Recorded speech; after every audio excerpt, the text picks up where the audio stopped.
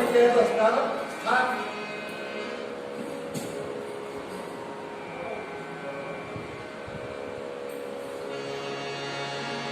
कोणतं? शरणूतीरा वरी अयोध्या, शरणूतीरा वरी अयोध्या, मनुनिर्मित अयोध्या, मनुनिर्मित अयोध्या, मनुनिर्मित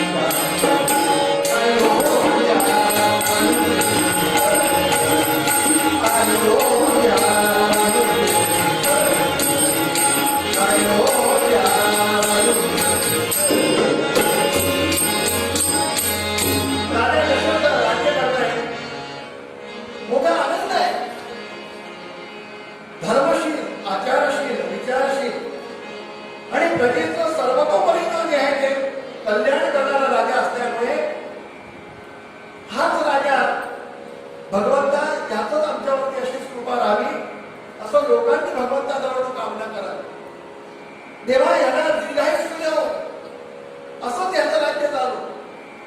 तुम्हाला आश्चर्य वाटेल, अकाल मृत्यू नव्हता त्याच्या राज्यामध्ये. टाळेबंदी नाही, कुठल्याही प्रकारचे हे नाही, आणीबाणी तर नाहीच नाही, काहीच नाही. सुव्यवस्थित ज्याला रामराज्याची कल्पना म्हणतात ते दशरथ महाराजांच्या राज्यामध्ये चालली होती आणि राजाही मोठ्या आनंदामध्ये होते.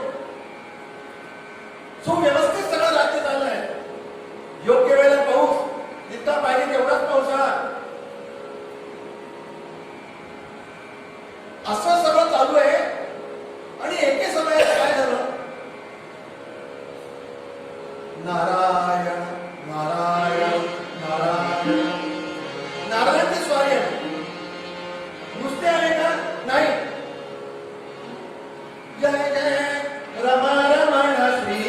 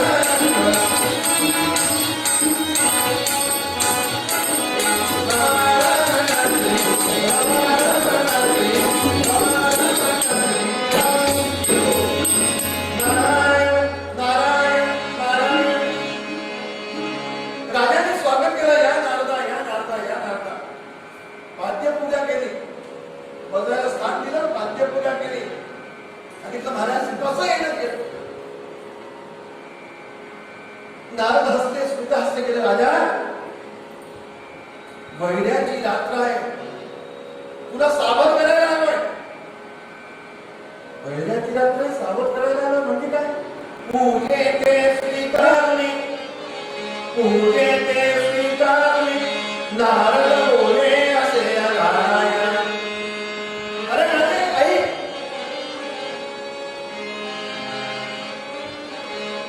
तुझ्यावरती आता एक प्रकारचा दुष्चक्र येणार आहे अयोध्येवरती. काय म्हणतात मला? कोण आहे का? सांगतो म्हणाले.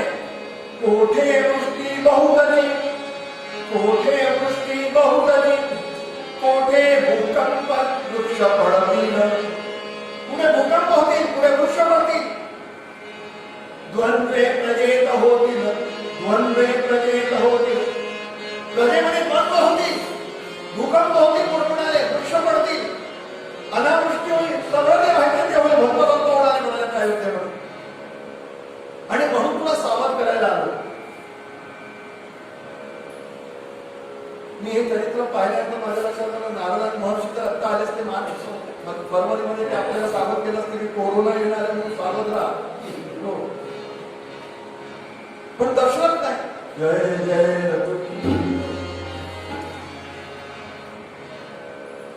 दशरथ चिंतातूर झाले.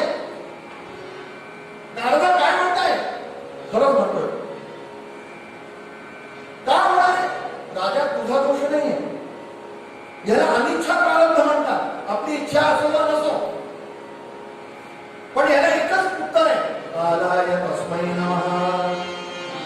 काळ त्याला कारणीभूत आहे. पण महाराज नेमकं होईल म्हणजे काय होईल? अरे बाबा रे, तुला सांगतो काय होईल. उदय कर रवी येता माध्यान्नी, उदय कर रवी येता माध्यान्नी, रोहिणी नक्षत्र उल्लंघित शनी, राया या शुभे करुणे राजेसी विघ्न येईल.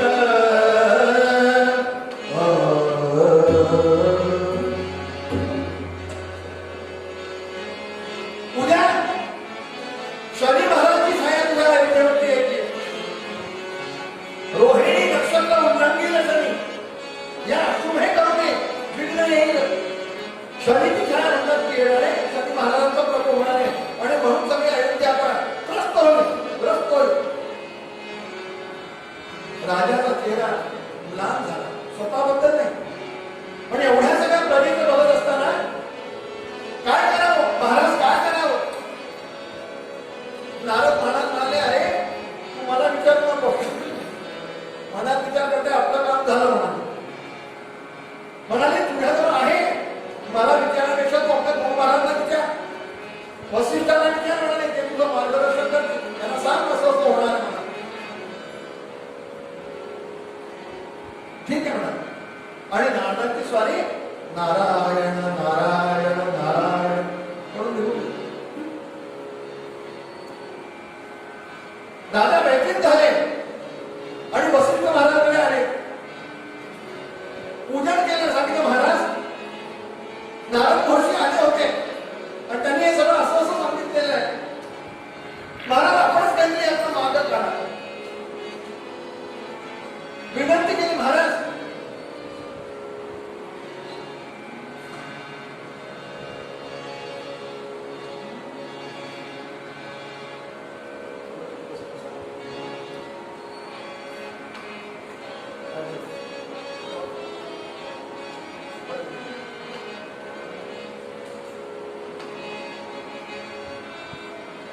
विनंती केली वसिष्ठांना, सांगितलं महाराज आपणच काहीतरी मार्ग काढा.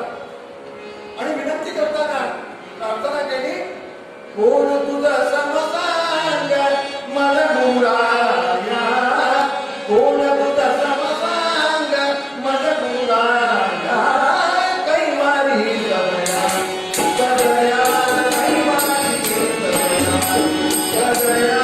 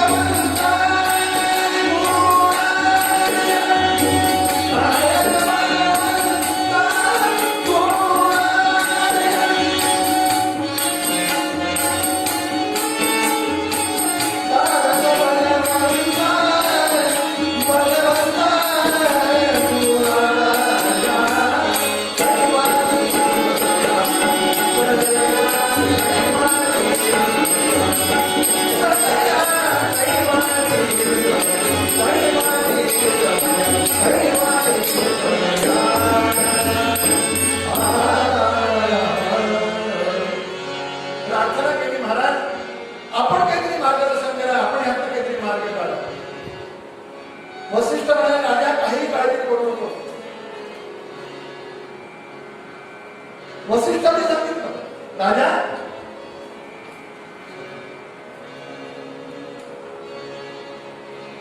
वसिष्ठ म्हणाले काळजी करू नकोस, उदयिक आहे संकष्टी व्रत, उदयिक आहे संकष्टी व्रत, तरी तू राही उपोषित, उदोनिया एकदंत, अखंड भक्ती करीत असे. राजा तुझ्या भाग्याने उद्या ठीक आहे, ते म्हणतात की शनी येईल, शनीची महाराजा होणार आहे, शनीची छाया होणार काही हरकत नाही, पण तू भाग्यवान आहे. उद्या संकष्टी व्रत म्हणाले, संकष्टी चतुर्थी आहे, ते व्रत कर म्हणाले, दिवसभर उपोषित राहा, उपवास कर. उपवास म्हणजे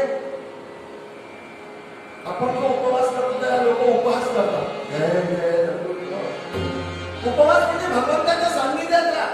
ओम नम गणपतये नमः, ओम नम गणपतये नमः, ओम नम गणपतये नमः. भगवंताची आराधना कर, नामस्मरण कर, आणि सायंकाळी मृत्तिकेची गणपतीची मूर्ती तयार कर, त्यांची पूजा कर विधिवत. मी सांगतो तुला सगळी व्यवस्था, पण हे सगळं कर आणि त्यांची कृपा संपादन कर. तो म्हणाला महाराज माझी इच्छा आहे की शनीशी युद्ध करावं. राजा दशरथ म्हणाला म्हणून मी आपली आज्ञा घ्यायला आलोय, आपलं मार्गदर्शन, आपली कृपा प्राप्त करायला आलोय. अरे बाबा, शनीशी युद्ध करणं सोपं नाहीये. ठीक आहे, तू वृषभर्वा नेत्याच्या गटामध्ये इंद्राची मदत केली, सगळं सत्य आहे, पण एक लक्ष ठेव, सामर्थ्य आहे चळवळीचे, जोडे करील तयाचे, परंतु भगवंताचे अधिष्ठान. भगवंताचा अधिष्ठान पाहिजे. तू एकदंताची आराधना कर. ठीक आहे म्हणाले महाराज. आपण सांगतात संकष्टी दुसरा दिवस उजाडला, माध्यान्ही काय होणार होतं, रोहिणी नक्षत्र उल्लंघिलं शनी, तो प्रकरण चालू होता, आणि राजाने आंघोळ केली आणि भगवंताच्या सान्निध्यामध्ये जप चाललेला आहे, अखंडपणे उपवास केलेला आहे, आणि रात्रीच्या वेळेला मृत्तिकेचा गणपती निर्माण करून सांगितल्याप्रमाणे वसिष्ठ म्हणून त्याला पूजा सांगतायत. राजाला पूजा सांगतायत. पूजेची सांगता होते नव्हते, सांगितलं काय प्रार्थना असेल कर, म्हणून तुझी इच्छा काय, भगवान गणपती पूर्ण करते. त्याने सांगितलं भगवंता प्रार्थना एकच आहे, मला युद्धाला जायचंय, मग मी एकच मागतो, काय कार्यारंभी तुला वंदिती, कार्यारंभी तुला वंदिती, गजानना सारे सुखदाता परमेशी, सुखदाता परमेशी, दुःखाचे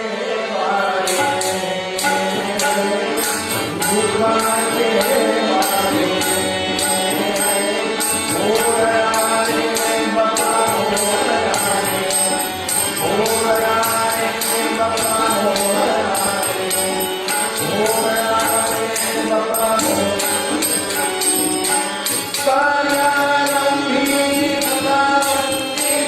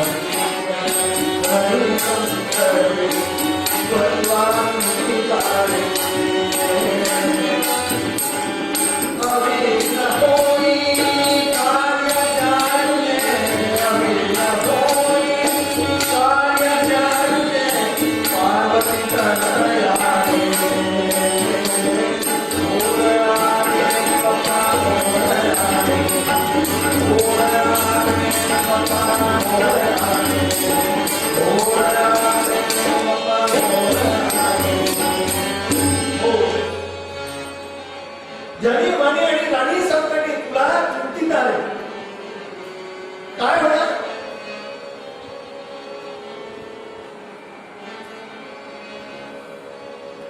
भगवंता आम्ही युद्धाला जाणार, ते यश मिळवून देणं हे तुझं कर्तव्य आहे. म्हणून तुला प्रार्थना आहे भगवंता, ती प्रार्थना करतोय की मला त्यात यश दे, मी शनोबरोबर युद्ध करणार. प्रार्थना केली मनोमन. वसिष्ठ महामुनीने तीर्थप्रसाद दिला. राजा हा प्रसाद ग्रहण कर, तीर्थ ग्रहण कर, काळजी करू नकोस, तो विघ्नहर्ता आहे. आपण त्याला प्रार्थना करतो, संग्रामे संकटे देव विघ्नस्तस्य नाय. काय म्हणाले, निर्विघ्न होऊन जा. आणि गणपतीवरच्या दुर्वा घेतल्या वसिष्ठ महामुनींनी आणि राजाला दिला. ते जवळ जपून तो कामात येतील. जा म्हणाले, यशस्वी हो, यशस्वी भव म्हणून वरदान दिलं आणि स्वारी निघाली. राजा दशरथांचं शनीला आव्हान केलं, तू माझ्या छाया दाखवतोय का अयोध्येवर ये. माझ्यावर साडेसाती पद्धतीने आला असेल किंवा ढय्या म्हणून आला असेल, आता तुझी ढय्या काय ती दाखवतो. तुला पण साडेसाती कधी दाखवली नसेल. साडेसाती काय असते, ढय्या काय असते. म्हणून राजा दशरथांनी आवाहन केलं आणि दोघही जण रणभूमीमध्ये आले अपुरासमोर. यानं पर्वतास्त्र सोडलं, यानं पवनास्त्र सोडलं, त्यानं पर्वतास्त्र सोडलं. त्यानंतर ज्याला अग्निअस्त्र सोडलं की राजा दशरथांनी जलास्त्र सोडलं. आणि पाहता पाहता पाहता घनमय युद्ध सुरू झालं. कसं, मेरी बड़ी संसार मेरी बड़ी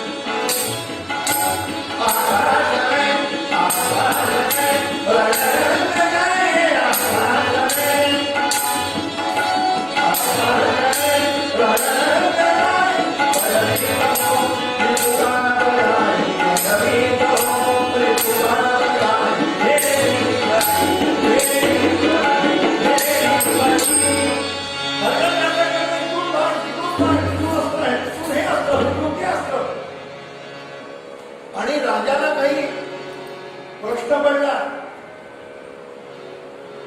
निकाल कसा लागावा. माघार घेऊ शकत नाही. युद्धाला आपण बघतोय, आव्हान आपण दिल्या म्हणून माघार घेऊ शकत नाही. राजा प्राण वदन झाला, थोडस दुःख झालं. देवा, परीक्षेवरती, परीक्षेची घडी, काय करावं. आणि तेवढ्यामध्ये नारायण नारायण नारायण नारदांची स्वारी आली. पाहिल्याबरोबर राजाला बरं वाटलं. नारदा योग्य वेळेला आला. नारद म्हणाले, मला कल्पना आहे पुढच्या वेळेस कुठे जायचं. महाराज मार्गदर्शन करा, युद्ध चाललंय, तुम्ही सांगितल्याप्रमाणे वसिष्ठांना म्हटलं त्याप्रमाणे गणपती बाप्पाची पूजा केली, तरी मला घ्यायची वेळ आली. नारद हसते, अरे राजा, दिवसभर तू उपवास केलाय, त्या मंगळमूर्ती मोरयाचं सगळं व्रत वैकेलं व्यवस्थित केलंय. म्हणाले, पूजा केल्यानंतर कसं होईल तू हसशील. म्हणाले, माघार घेशील. तेच तर होत नाही म्हणे, मला कळत नाही, माझी वेळ असल्याने तू माघार घ्यावं. तुला तेच सांगतो, तू निघताना वसिष्ठ महामुनींनी दुर्वाजा तुला दिल्या होत्या. कुठे? हो म्हणा, महाराज आहे बरोबर. अरे बरोबर लावून काय करायचं, त्यांना लाव बाणावरती, जोड म्हणाले. त्या दुर्वा ऐकलं मात्र नारदांचं काम झालं. नारायण नारायण नारद निघून गेले आणि त्या दुर्वा घेतल्या मात्र आणि राजाने बाणांवरती लावल्या आणि प्रत्येकच्या ओढली. मात्र ती प्रत्येकच्या ओढली शरीर समोर पाहायचा बरोबर ते तेजपूर्ण व्यवस्था पाहिली आणि म्हणाला, महाराज सोडू नका, महाराज सोडू नका, महाराज सोडू नका. राजा म्हणाले, का सोडू नकोस. तू मला त्रास देणारच, आता मी तुला म्हणाल महाराज ऐकायचा मला मी मनात माझ्या मनात की कोणाला त्रास देणं हे करणं माझं नाही, माझा फिरत नाही म्हणा. आमचे मालक आम्हाला जे सांगतात ते आम्हाला करावं लागतं. पण हे सगळं सत्य आहे. अयोध्येमध्ये पुन्हा त्रास देता कामा नये. तो महाराज माझा असं की कोणाची पैसे थोडी आहे. मला वचन दे. महाराज मी वचन देतो, जे धर्मानं वागतील, जे नीतीनं वागतील, जे भगवंताच्या आराधनेमध्ये राहतील आणि जी माझी उपासना करतील त्यांना मी त्रास देणार नक्की नक्की. तथास्तु होणार. शनी महाराजांनी राजा दशरथांना वरदान दिलं आणि अयोध्येमध्ये महत्व सुकाळा निर्माण झाला. राजा दशरथांनी शनीकडे हे वरदान घेतलंय, कोणालाही त्रास देता कामा नये. म्हणजे धर्माने वागतील, जे नीतीनं वागतील, जे आचारानं वागतील, भगवंताच्या सेवेमध्ये अविरत राहतील, त्यांना मी त्रास देणार नाही. आणि शनी महाराज येते. राजा दशरथांनी त्यांना सोडलं, जा म्हणाले आता मोकळा. माघार घेतली शनी महाराजांनी. म्हणजे कशामुळे घडलं? अघटित घट महिमा